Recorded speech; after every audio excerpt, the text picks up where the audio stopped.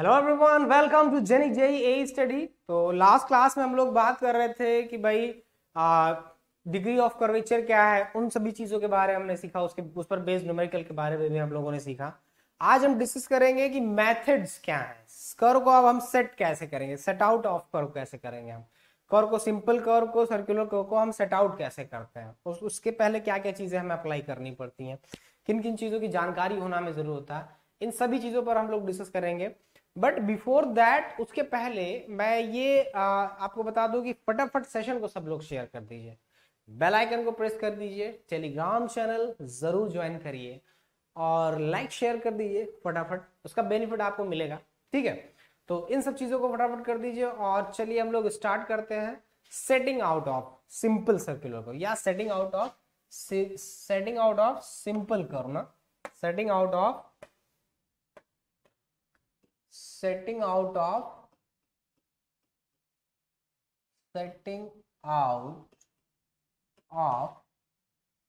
Simple curve या simple circular curve ना, simple circular curve. अब भाई simple circular curve sort out करने से पहले, ठीक है, simple circular curve set out करने से पहले कुछ चीजें जानना बहुत जरूरी है, समझ रहे हैं? कुछ चीजें जानना बहुत जरूरी है setting out of simple circular curve से पहले। क्या है कि जो कर्व है हमारा, वो कर्व कैसे, उसके पहले हमें चीजें हैं, मतलब उसको सेट करने से पहले कुछ चीजें यहां पर मैं आपको बता दूं। पहली बात तो ये कि इसके दो मेथड्स हैं generally setting out of simple curve के। एक पहला मेथड है जिससे लीनियर मेथड बोलते हैं, ठीक है, लीनियर मेथड, और दूसरा है जिसे एंगुलर मेथड बोलते हैं, सेकंड को एंगुलर मेथड बोलते हैं ना, ठीक है, angular method. Okay dear, okay dear. अब आपको बता दें कि लीनियर मेथड जो है या एंगुलर मेथड, कोई भी मेथड आप अडॉप्ट करिए, उसके पहले दो चीजें मैं आपको बता दूं कि कर्व ड्रॉ करने के लिए, सेट आउट करने के लिए लीनियर मेजरमेंट के आते हैं और एंगुलर मेजरमेंट के आते हैं।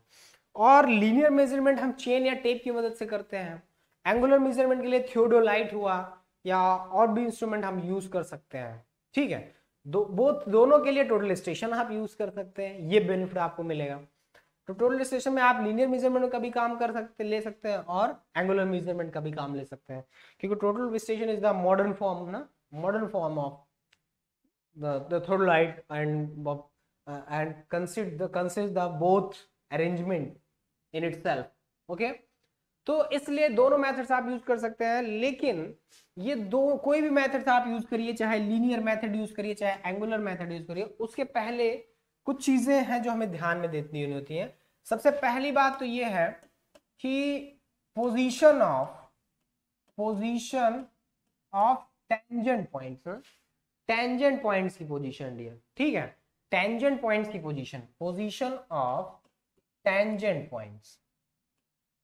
अब टेंजेंट पॉइंट्स की पोजीशन कैसे डिटरमाइन करेंगे डियर, आपको बता दें कि जब, देखिए, दो चीजें होती हैं, एक तो रेडियस फिक्स होती है, ठीक है, कर्व की जो होती है वो रेडियस, मतलब मान के चलिए एक तरह से गिवन होती है, फिक्स होती है।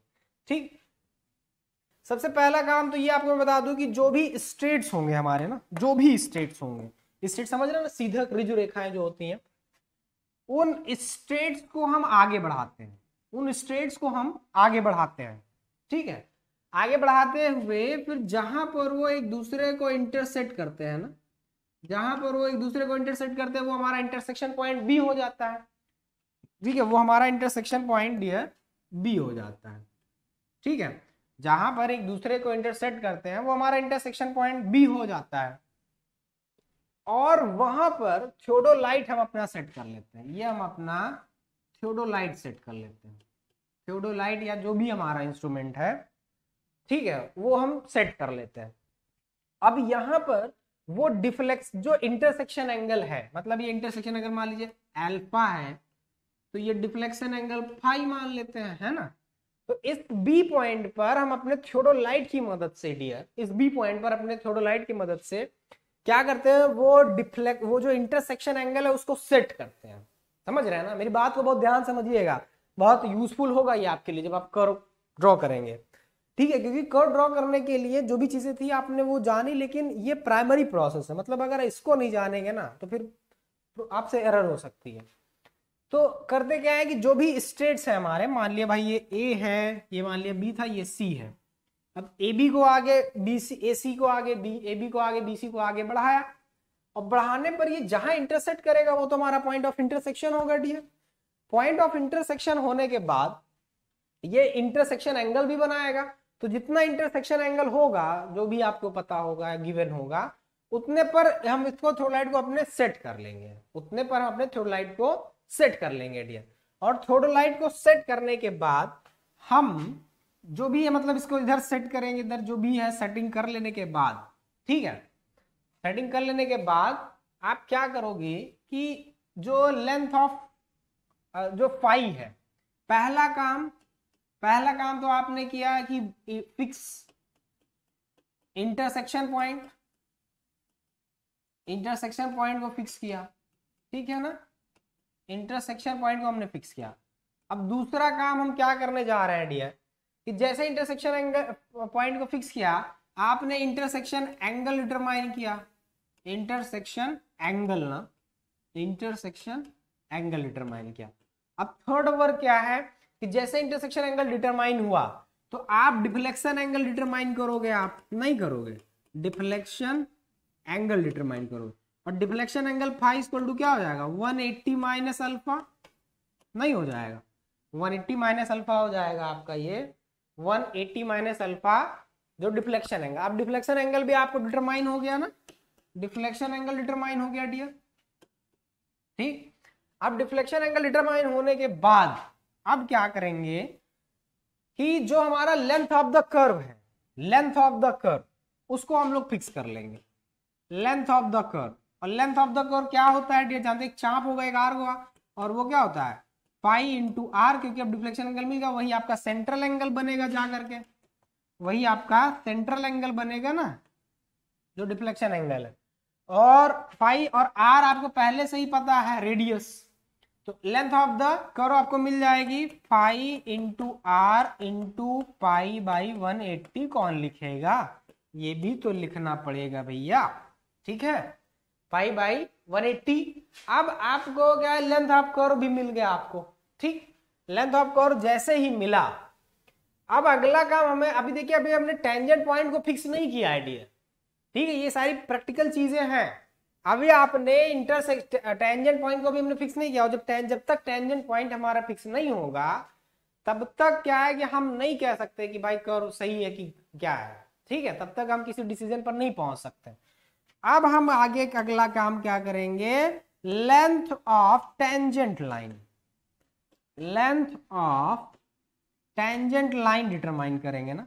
अब ये लेंथ ऑफ टेंजेंट लाइन क्या हो जाएगा, BT1 is equals to BT2, और ये हमें किससे मिलेगा dear, R tan pi by 2 से, R tan पाई बाई 2 फार्मूले से मिलेगा, नहीं मिलेगा, R tan पाई बाई 2 ही तो होता है फार्मूला इसका। R आपको पता ही है पहले से ही, फाई आपको पता है पहले से ही, सब कुछ आपको पता है पहले से ही, तो मिल गया आपको लेंथ ऑफ टेंजेंट लाइन। और जैसे ही भैया ये लेंथ ऑफ टेंजेंट लाइन मिला, वो B से आप वो लेंथ कट करना शुरू कर दीजिए, BT1 इधर कट कर लीजिए, मान लेते हैं ये यहाँ पर T, ये सॉरी यहाँ सॉरी इसको मैं, ठीक है, ठीक है, अब सही है, ठीक, मान लीजिए यहां पर मिला, सॉरी यार, ठीक है, तो मान लीजिए यहां पर मिला, ठीक, ये यहां पर, अब BT1 और ये BT2 ना, ठीक है, यहां पर मिला, ये बना रहा है सेंट्रल एंगल पाई, ठीक है, AT1 CT2, ठीक। अब आपको ये लेंथ मिल गई, ये हमारे टेंजेंट लेंथ है, ठीक है, BT1 यहां से यहां तक, और ये हमारी है BT2, ठीक है, BT1 और BT2 डियर, ये लेंथ आपको मिल गई। आर रेडियस आपको पता ही है, पाई आपको पता ही है, तो BT1 BT2 मिलेगा और दोनों बराबर होंगे डियर। और जैसे भैया ये लाइनें मिलेंगी तैसे ये टेंजेंट पॉइंट आपको यहाँ मार्क हो जाएंगे, अच्छे से कर लेंगे इन स्टेट्स पर। अब T1 की जरी भी दूरी मेजर करने के लिए जो टोटल लेंथ ऑफ स्टेट्स होगा उसमें से टेंजेंट लेंथ सब्ट्रैक्ट कर देंगे, तो यहाँ से A से T1 की जरी भी दूरी मिल जाएगी। ठीक है, तो T1 की चेनेज लेंथ क्या हो जाएगी बताइए? चेनेज लेंथ ऑफ या लेंथ या distance of real tangent point T1, ये क्या हो जाएगा? AB में से सब्ट्रैक्ट कर देंगे BT1 ना, AB में से BT1 सब्ट्रैक्ट कर दोगे आप। AB में से BT1 जैसे सब्ट्रैक्ट करोगे डियर, तुरंत आपको A से T1 तक की मतलब A से T1 तक की जरीबी दूरी मिल जाएगी। अब दूसरी बात आती है डियर कि T2 की जरीबी दूरी, तो T2 की जरीबी दूरी ध्यान से देखिए डियर, जब अब हम T2 की जरीबी दूरी मेजर करने आ रहे हैं तो क्या ऐसे घूम के जाएंगे? कभी ऐसे जाएंगे आप? नहीं, हम तो T1 के बाद ऐसे घूम के जाएंगे ना, हम तो T1 के बाद ऐसे घूम के जाएंगे, तो हमें तो ये लेंथ चाहिए ना, तब हमें T2 पर पहुंचेंगे, ना कि इस तरह से घूम के जाएंगे। और ये लेंथ क्या है? लेंथ ऑफ द कर्व है, ये लेंथ ऑफ द कर्व है। यानी कि चेनेज डिस्टेंस ऑफ T1 में हम लेंथ ऑफ कर्व अगर ऐड कर दें तो हमें T2 की चेनेज डिस्टेंस मिल जाएगी, नहीं मिल जाएगी? है ना, T2 की चेनेज डिस्टेंस आपको मिल जाएगी। तो T2 की चेनेज डिस्टेंस इसी तरह से मेजर होगी डियर, T2 की चेनेज डिस्टेंस। ठीक है, अब T2 की चेनेज डिस्टेंस के लिए देखिए और क्या करना है हमें, जैसे कि लेंथ ऑफ द कर्व ये हमारा pi into R into pi by 180, pi into R by, तो T2 इक्वल टू हो जाएगा T1 plus pi into R into pi by 180, pi by 180 degree ना। ठीक है, पाई बाई 180 डिग्री, तो T2 equal to T1 plus pi into R into pi by 180 degree. T2 आपने major कर लिया, T2 की चेनेज डिस्टेंस भी आपको मिल गई। अब जो भी बाकी फॉर्मेलिटीज है, मतलब ऑर्डिनेट वगैरह, mid ordinate, apex distance, long chord, ठीक है, वो सारी चीजें आप 1 बाय 1 डिटरमाइन करते चल सकते हैं। तो मतलब यहाँ पे आप देख रहे हैं कितना इजी वे में आप जैसे चाहें कर्व को सेट आउट कर सकते हैं, कितना मतलब एक सिस्टमैटिक वे में। इससे आपको कभी प्रॉब्लम नहीं होने वाली है। मतलब कि एक सिस्टमेटिक वे कैसे हम कर्व को डिटरमाइन करेंगे, वो सारी चीजें यहाँ पर कर्व को कैसे सेट आउट करेंगे, उसका इनिशिएटिव कैसे करना, उसको इनिशिएट कैसे करना, वो सारी टेक्निक्स आपको यहाँ पर मिल रही हैं। तो हमेशा याद रखिए कर्व जब आप सेट आउट करने जा रहे हैं तब आपका रेडियस पता होना चाहिए कर्व का आपको। ठीक है, स्टेट्स की पोजीशन आपको पता होनी चाहिए, जहां पर स्टेट की पोजीशन पता होगी वो डिफ्लेक्शन इंटरसेक्शन पॉइंट भी आपको पता होगा। इंटरसेक्शन पॉइंट पर हमने क्या किया, सिस्टम को सेट किया, डिफ्लेक्शन एंगल इंटरसेक्शन एंगल पर सेट किया, डिफ्लेक्शन एंगल मिल गया, डिफ्लेक्शन एंगल मिल गया, तो हमने जो है लेंथ ऑफ कर्व डिटरमाइन कर लिया, लेंथ ऑफ कर्व डिटरमाइन कर लिया। उसके बाद हमने क्या किया कि टेंजेंट की लेंथ जो है कट कर लिया। टेंजेंट की लेंथ जैसे ही कट करोगे स्टेट पर, वो आपको उनकी जो टेंजेंट पॉइंट होंगे, real tangent point, four tangent point, उनकी आपको चेनेज डिस्टेंस मिल जाएगी डियर। तो इस तरह से इजी वे में, सिंपल वे में आप जो है डिटरमाइन करो। फिर लॉन्ग कॉर्ड चाहे डिटरमाइन करिए, चाहे मिड ऑर्डिनेट डिटरमाइन करिए, चाहे एपेक्स डिस्टेंस में से करिए, डिटरमाइन करिए, कोई दिक्कत नहीं, नो मैटर। ठीक है, डज नॉट मैटर। तो इस तरह से वेरी इजी वे में डियर जो है आप इसको डिटरमाइन कर सकते हैं, है ना। अब इस कंसेप्ट को मैं और मतलब अच्छे से आपको समझाने के लिए, ठीक है, इस कंसेप्ट को मैं और आपको अच्छे से समझाने के लिए अब मैं एक, अच्छा अभी दूसरा स्टेप तो बचा ही है इसमें। दूसरा काम अभी आपको क्या करना, ये तो मान लीजिए आपका था कि भाई T1 fixing the position of tangent point, tangent point की पोजीशन आपने कैसे फिक्स किया। अब दूसरा काम हमें क्या करना है, ध्यान दीजिए। दूसरा काम हमें ये करना है डियर कि अलाइनमेंट ऑफ, अलाइनमेंट ना, अलाइनमेंट ऑफ कर्व। अब कर्व का मैं अलाइनमेंट कैसे करना, ये चीज मैं आपको यहां सिखाता हूं। ठीक है, अलाइनमेंट ऑफ कर्व कैसे करना है कि जैसे मान लीजिए, एक्चुअली इसके लिए मैं आपको दो एक चीजें पहले से बता देता हूं। ठीक है, क्या है कि जो कर्व को अलाइनमेंट करते हैं, कर्व के पथ पर हम स्टेशन पेग लगाकर करते हैं और उनको ऐसे क्रॉस निशान से मेंशन करते हैं। ठीक है, तो जो आप ध्यान से देखिए यहाँ पर डियर, जो आप मतलब जो कर्व ड्रॉ करेंगे, ठीक है, वो ऐसे मतलब पॉइंट्स आप स्टेशन पेग लगाएंगे और फिर उन पॉइंट्स को ज्वाइन करेंगे। ठीक है, तो वो पॉइंट्स हमारे इस तरह से जो है होते चले जाएंगे, ठीक है ना, इस तरह से पॉइंट हमारे होते चले जाएंगे। तो ये मतलब कर्व के पथ पर जो हम स्टेशन पेग लगा रहे हैं, ठीक है, ये हमारा टेंजेंट पॉइंट T1 मान लेता हूँ, टेंजेंट पॉइंट T2 मान लेता हूँ, और ये लेंथ ऑफ द कर्व के जो पॉइंट्स हो गए। तो यहाँ पर तो हम स्टेशन पेग लगाते चलेंगे, लेकिन रियल में व्यवहारिक तौर पर जब प्रैक्टिकल में हम वर्क करते हैं तो हम अपनी सुविधा के लिए इसके कर्व के पथ पर नहीं, लॉन्ग कॉर्ड पर हम स्टेशन पेग लगाते चलते हैं। जी हाँ, लॉन्ग कॉर्ड पर हम स्टेशन पेग लगाते चलते हैं, लॉन्ग कॉर्ड पर, ना कि इस पर, इन पर नहीं, इन पर नहीं लगाते, रियल में इन पर नहीं लगाते लिए, कभी नहीं, ठीक है। हम अपनी सुविधा के लिए कॉर्ड पर यूज करते हैं, कॉर्ड पर, समझे, कॉर्ड पर हम यूज करते हैं हमेशा। तो इसका रीजन आपको मैं बता दूं कि जो 30 मीटर का एक आर्क होता है, 30 मीटर का कॉर्ड होता है, उसके बीच जो डिफरेंस होता है बहुत ही माइन्यूट होता है, 0.003 मीटर, मतलब बोले तो 3 mm ना, 3 mm का होता है डियर, ठीक है, 3 mm का होता है। तो आपको मैं बता दूं कि बहुत माइन्यूट सा डिफरेंस होता है, बहुत माइन्यूट सा डिफरेंस, ठीक है। तो इसलिए कर्व को हम लोग जो है अपनी सुविधा के लिए कॉर्ड पर ही स्टेशन पेग लगाते हैं, वहां मार्किंग। अब स्टेशन पेग पर, लॉन्ग कॉर्ड पर हम स्टेशन पेग लगाने के बाद वहां से चाहें तो ऑर्डिनेट उठा सकते हैं, इन्हीं को ऑर्डिनेट्स बोलते हैं, ऑर्डिनेट उठा के उसको सेट आउट कर सकते हैं, ठीक। अब देखिए कैसे क्या चीजें इसमें होनी है बताता हूं आपको मैं। जैसे कि ये चीज तो आपको क्लियर हो गई ना, ये चीज तो आपको क्लियर हो गई कि भाई हम अपने कर्व पर नहीं, अपने लेंथ ऑफ द कर्व पर नहीं, लॉन्ग कॉर्ड पर हम सेट आउट करेंगे, ठीक है, लॉन्ग कॉर्ड पर सेट आउट करेंगे, ठीक है, लॉन्ग कॉर्ड पर, यहां पर नहीं करेंगे यार, ठीक है। हमें कहां पर सेट आउट करना है, लॉन्ग कॉर्ड पर ना, लॉन्ग कॉर्ड पर सेट आउट करना है। तो लॉन्ग कॉर्ड पर सेट आउट करने के लिए मैं बताता हूं आपको क्या करना है कि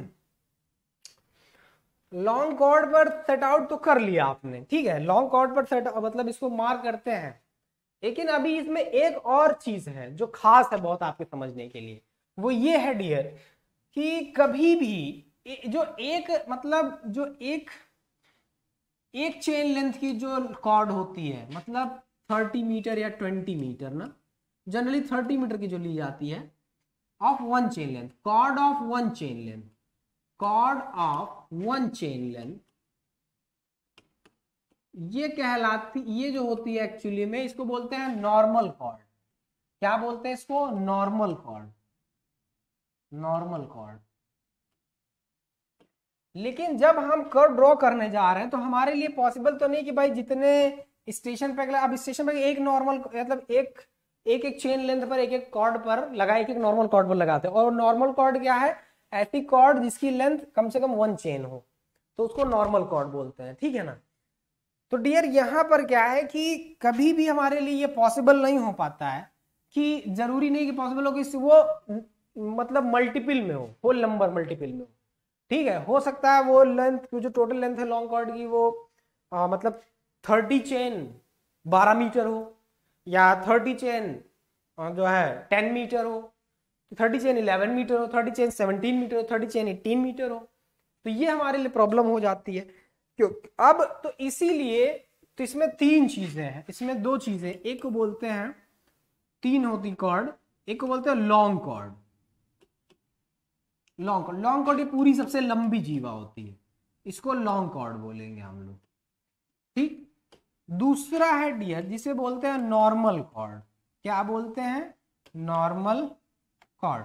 नॉर्मल कॉर्ड ये 1 चेन लेंथ ना, 1 चेन लेंथ। और थर्ड जो आता है डियर उसको बोलते हैं हम लोग सब कॉर्ड, क्या बोलते हैं, सब कॉर्ड, उपजीवा। ये लेस देन 1 चेन लेंथ होती है, ये less than 1 chain length, less than 1 chain length होती है जी, ठीक है ना, लेस देन 1 चेन लेंथ होती है। अब देखिए इसमें क्या है आपको बता दूं मैं कि कभी भी जो भी हम स्टेशन पेग लगाते हैं कॉर्ड पर, वो 1 चेन लेंथ में लगाते हैं, एक नॉर्मल कॉर्ड में लगाते हैं, लेकिन अभी हमारे पास हमेशा तो पॉसिबल नहीं हो पाता ना कि भाई 1 चेन लेंथ में, हो सकता है वो लेंथ जो है 30 चेन 12 मीटर आए, ठीक है, 677 चेन 18 मीटर आए, इस तरह से कंडीशन हो सकती है। तो उस केस में क्या करते हैं, जो पहला स्टेशन पैक लगाते हैं, मतलब स्पर्श बिंदु के बाद जो पहला स्टेशन पैक लगाते हैं, जैसे मान लीजिए ये हमारा T1 पॉइंट है, ये हमारा, बहुत ध्यान से समझिएगा वरना इसमें कंफ्यूज हो जाते हैं अक्सर आप, ठीक है। ये जो हमारा T1 टेंजेंट पॉइंट है डियर, यहां से पहला स्टेशन पैक हम 1 नॉर्मल कॉर्ड पर नहीं लगाएंगे, वो सब कॉर्ड पर लगाते हैं। इसलिए क्योंकि मान लीजिए अगर कोई सब कॉर्ड है तो जो है वो सब कॉर्ड पहले से ही हम ले लेते हैं, फिर बीच में पूरे टोटल नॉर्मल कॉर्ड, और लास्ट में जो सब कॉर्ड है, क्योंकि एक वक्र में मैक्सिमम 2 सब कॉर्ड हो सकते हैं, ये आपके कंपटीशन का एक क्वेश्चन रेडी हो गया, मैक्सिमम 2 सब कॉर्ड, मैक्सिमम 2 सब कॉर्ड है ना, मैक्सिमम 2 सब कॉर्ड हो सकते हैं आपके जो है एक कर्व में, क्योंकि एक इस तरफ से और एक इस तरफ से, बीच में सारे नॉर्मल कॉर्ड लिए जाते हैं, बीच में सारे नॉर्मल कॉर्ड। तो अब मैं आपको ट्रिक बता रहा हूं, जैसे मान लीजिए कि T1 की चेन डिस्टेंस आ गई 30 चेन प्लस 12 मीटर, 30 चेन का मतलब वो 3 त्रिक 900 मीटर, और 912 मीटर, यानी 30 चेन प्लस 12 मीटर। तो पहला जो हम कॉर्ड, जो पहला हम स्टेशन पैक लगाएंगे डियर, वो इसको 30 चेन प्लस 12 मीटर ना लिख करके हम इसको 31 चेन मान लेंगे, 30 चेन प्लस 12 मीटर, हम इसको क्या मान लेंगे, 31 चेन, फुल चेन मान लेंगे। ध्यान दीजिएगा मेरी बात, फुल चेन मान लेंगे, 31 चेन मान लेंगे। बढ़ गया ना, 18 मीटर हमने एक्स्ट्रा मान लिया, बढ़ा के 18 मीटर एक्स्ट्रा माना कि नहीं, ठीक है, कोई बात नहीं, मान लीजिए अभी आप मान लीजिए, फिर बताता हूं आगे क्या करना है। तो जैसे कि 31 चेन है तो हमने इसको 31 चेन मान, लेकिन पहला जो स्टेशन पैक लगाएंगे हम, ये T1 से 12 मीटर की दूरी पर लगाएंगे, मतलब ये डिस्टेंस हमने ले लिया पहले ही, सब कॉर्ड हमने पहले से ले लिया। उसके बाद 30 चेन यहां तक था, ठीक है, 30 चेन यहां तक था, T1 की चेन जैसे 30 चेन प्लस 12 मीटर था। उसके बाद लेंथ ऑफ कर्व ऐड करने के बाद T2 की जरीबी दूरी आ गई 77 जरी प्लस 18 मीटर, मान लीजिए आ गई 77 फुल चेन प्लस 18 मीटर आ गई T2 की जरीबी दूरी। T1 की जरीबी दूरी जो है, पहले स्टेशन पे की जरीबी दूरी 30 चेन प्लस 12 मीटर थी, तो 30 पर T1 आ गया, और उसके बाद 12 मीटर पर, मतलब T1 तक 30 आ रहा था, और पहले जो है डिस्टेंस आ रही थी पहले स्टेशन पे की 30 चेन प्लस 12 मीटर, तो 12 मीटर का हमने सब कॉर्ड ले लिया, ठीक, पूरा 31 मान लिया। अब उसके बाद देखिए T2 की जरीबी दूरी 77 चेन प्लस 18 मीटर आ रही है, तो 77, अभी उधर हमने 30 को 31 माना था ना, ये 30 प्लस 12 मीटर, तो हमने उसको पूरा 31 मान लिया था। अब देखिए इसकी ये T2 की आ रही है 77 प्लस 18 मीटर, तो हम इसको 78 नहीं मानेंगे, अब हम इसको 77 मान लेंगे, इसको हम 77 चेन मान लेंगे। उधर हमने एक कम किया, उधर हमने एक बढ़ाया, तो इधर एक हमने एक कम कर दिया, उधर 12 मीटर 18 मीटर बढ़ा था, इधर 18 मीटर हमने कम कर दिया, ठीक है, 12 मीटर बढ़ा था। अब देखिए यहां पर 77 चेन मान लिया, तो 77 में से डियर, 77 में से हम 31 सब्ट्रैक्ट कर देंगे, 77 में से 31 सब्ट्रैक्ट कर, साथ में से गया 6, 3 गया 5, 56 चेन पूरा पूरा आ गया, ठीक है, साथ में 3 गया 4, साथ में से गया 6, और साथ में से 3 गया 4, 46 चेन पूरा पूरा आया, ठीक। तो 46 नॉर्मल कॉर्ड हो गई डियर, ठीक है, 77 में से 31 सब्ट्रैक्ट कर देंगे यहां पर, तो बीच में बचा 46, 7 में से 1 गया 6 बचा, और 7 में से 3 गया 4, ध्यान दीजिएगा 46 है, सही है, 6 7 4 3 7, ठीक है, कैलकुलेशन सही है। तो बीच में 46 तो नॉर्मल कॉर्ड हो गई, और उसके बाद लास्ट वाला जो स्टेशन पैक लगाएंगे वो 18 मीटर की दूरी पर लगा देंगे T2 से, यहां से 18 मीटर की दूरी पर लगाएंगे जो T2 को रिप्रेजेंट करेगा। तो यहाँ पे एक 12 मीटर हो गया, 18 मीटर, दोनों मैनेज भी हो गया, और बीच में सारे नॉर्मल कॉर्ड हो गए। अब जब हम इनको ऐड करेंगे, मतलब सब कॉर्ड, एक हो गई 12 मीटर, ठीक, एक हो गई सब, दूसरी सब कॉर्ड हो गई डियर 18 मीटर, ठीक, और नॉर्मल कॉर्ड कितनी थी, 46 बची। तो नॉर्मल कॉर्ड आपकी हो गई डियर 46, 30 मीटर की एक चेन है, 3 चौक 18 का 8 हासिल है, 3 चौक 12 1 13, ठीक है 1380 मीटर, ठीक है ना 1380 मीटर टोटल आप जब करेंगे तब ये जो है लॉन्ग कॉर्ड के बराबर आना चाहिए, क्योंकि जो लॉन्ग कॉर्ड होता है एक्चुअली में वो सम होता है, सम ऑफ सब कॉर्ड एंड नॉर्मल कॉर्ड, जितनी भी सब कॉर्ड होंगी एंड नॉर्मल कॉर्ड।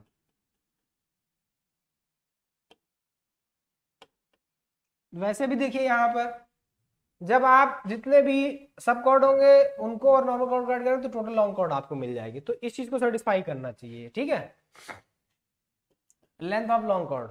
तो हमेशा इस यही यहाँ पे बताने का मतलब यही था कि व्यवहार में हम जो है कॉर्ड पर हम जो है स्टेशन पैक लगाते हैं, कभी भी कर्व पर नहीं लगाते, कॉर्ड पर हम स्टेशन पैक लगाते हैं। जबकि थ्योरी क्या कहती है, थ्योरी कहती है भैया कर्व पर लगाइए, आप इसे कर्वेचर पथ पर लगाइए, ठीक है। तो यही डिफरेंस था दोनों में। और अब ये दो चीजें आपको क्लियर हो गई हैं, और कैसे आपको सेटिंग आउट करना है, कैसे स्टेशन पैक लगाना है ये भी क्लियर है अब आपको, कि भाई T1 की जरीबी दूरी पे कैसे हमें चेन सेट आउट करना है, T2 की जरीबी दूरी पे कैसे चेन सेट आउट करना है। अब आप उस कंडीशन में आ गए कि अब आप इससे कोई भी मेथड अडॉप्ट कर सकते हैं। तो अब हम इससे कोई भी मेथड नेक्स्ट लेक्चर में हम लोग जो है बात करेंगे, डिस्कस करेंगे। और तब तक बने रहिए जेनिक पर, लगे रहिए जेनिक पर। मिलते हैं नेक्स्ट वीडियो में। टेलीग्राम चैनल जरूर ज्वाइन कर लेना, सेशन को शेयर करना मत भूलना, बेल आइकन को जरूर प्रेस कर देना। Thank you everyone, thank you so much.